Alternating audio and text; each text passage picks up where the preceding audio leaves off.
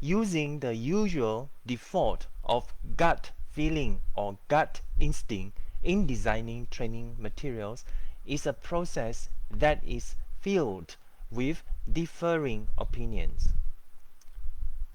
And the result can be catastrophic because it causes frustration of learners on irrelevant content.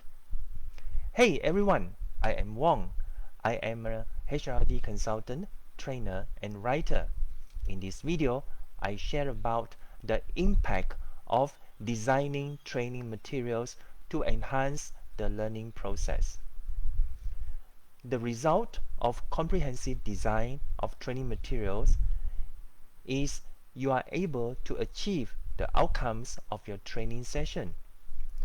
Designing on-point training materials means you will have to include the principles of learner-centered design.